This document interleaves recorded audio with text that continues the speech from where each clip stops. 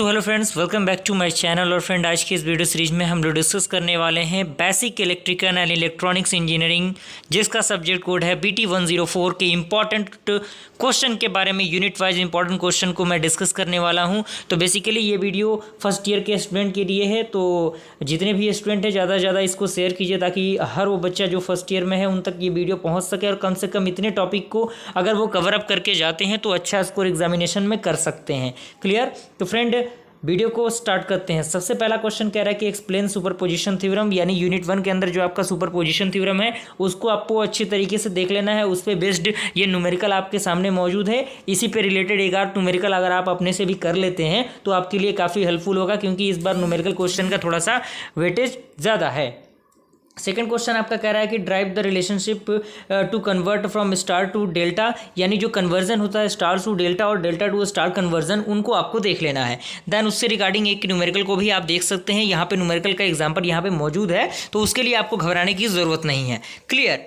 Then उसके बाद आपके सामने जो अगला थ्योरम है वो है आपका थेवेनिन्स थ्योरम। उसके साथ ही साथ उसमें कौन कौन से स्टेप आते हैं, उसको सॉल्व करने के लिए क्या उसका प्रोसीजर होता है। देन उसके बाद क्वेश्चन नंबर 6 कह रहा है कि आपको सुपरपोजिशन जो थेवेनिन्स थ्योरम है उसके अकॉर्डिंग आपको IL और RL फाइंड आउट करना है, लोड रजिस्टर। क्लियर? और उसके बाद आपका है KVL और KCL, जो कि Kirchhoff voltage law, Kirchhoff current law आपको पता होना चाहिए, पूरा एक्सप्लेनेशन उसका आना चाहिए और उससे रिलेटेड न्यूमेरिकल क्वेश्चन भी आपको आना चाहिए। तो ये बेसिकली आपके सामने मौजूद है। देन उसके बाद ये क्वेश्चन नंबर 9 है, जो कि आपका नोडल एनालिसिस और मेश एनालिसिस होता है। उसके रिगार्डिंग जो भी न्यूमेरिकल क्वेश्चन है आप उनको प्रैक्टिस कर सकते हैं। तो फ्रेंड, ये सेकेंड यूनिट है। सेकेंड यूनिट के अंदर सबसे पहला आप क्या है कि explain the meaning of phase sequence and the balance and the unbalance supply of load. Clear?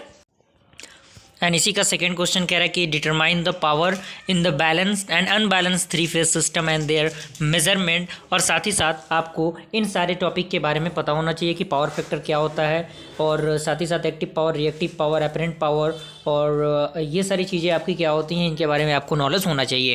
Then उसके बाद आपका है what is the difference between DC and AC circuit and draw the AC sine wave and define the instantaneous value and average value and the RMS value of the AC sine wave. यानी साथ ही साथ आपको क्या करना है, जो RMS value निकलता है उन सारी चीज़ों को भी देख लेना है।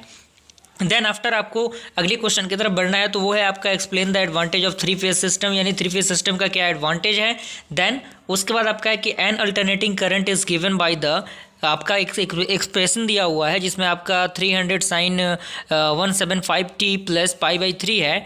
तो उसमें हमें maximum value of current find out करना है, फ्रीक्वेंसी फाइंड आउट करना है, उसका पीरियोडिक टाइम निकालना है और साथ ही साथ RMS वैल्यू भी हमें फाइंड आउट करना है। देन उसके बाद जो आपका अगला क्वेश्चन है वो है आपका drive an expression of impedance and current power factor and power in the watt in RL series circuit। And उसके बाद आपका है drive an expression of impedance and current power factor and power in the watt in the RS series, यानी आपका जो formula basically जो drive होता है उन्हीं फार्मूलाज की एक्सप्रेशन को आपको दर्शाना है। इसी की तरह 8 नंबर भी क्वेश्चन आपके सामने मौजूद है। देन उसके बाद अगर मैं बात करूँ यूनिट 3 के अंदर, तो उसको आपको आना चाहिए compare electric and magnetic circuit and साथ ही साथ explain the law of electromagnetic induction, यानी इलेक्ट्रोमैग्नेटिक इंडक्शन के कौन कौन से लॉ होते हैं। एंड उसके बाद आपका डिस्कस करना है कि discuss the construction working principle of EMF equation and equivalent circuit of single phase transformer. And उसके बाद आपका ये न्यूमेरिकल क्वेश्चन है। न्यूमेरिकल क्वेश्चन पे थोड़ा सा फोकस आपको कर लेना है, जो कि आपके लिए काफ़ी हेल्पफुल होगा। दैन उसके बाद आपका अगला क्वेश्चन है कि हमें फैराडे लॉ को बताना है, जो इलेक्ट्रोमैग्नेटिक इंडक्शन के लिए आता है। दैन उसके बाद है आपका explain the difference between shell type and the core type transformer. And उसके बाद है आपका explain the losses in the transformer and also explain the efficiency of transformer. And last question है आपका discuss about the magnetization characteristics of the ferromagnetic material. Then उसके बाद आपका आ जाता है DC जो मशीन होता है आपका, और उसी के साथ साथ जो DC मोटर होता है उसके वर्किंग और प्रिंसिपल के बारे में आपको पता होना चाहिए, और आपको सिंक्रोनस मोटर जो होता है उनके बारे में, और जो 3 फेज AC सर्किट होता है उसके बारे में भी आपको नॉलेज होना चाहिए। और उसके बाद एक प्रैक्टिस के लिए न्यूमेरिकल का क्वेश्चन है आपके सामने मौजूद है।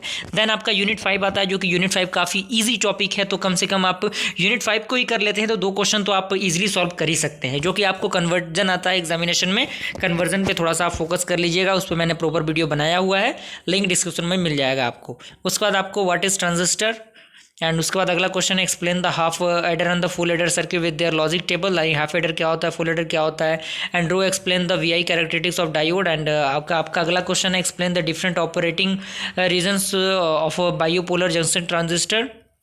एंड आपको क्या करना है, एक लॉजिक गेट की मदद से इन चीज़ों को, ये एक्सप्रेशन को सॉल्व करना है।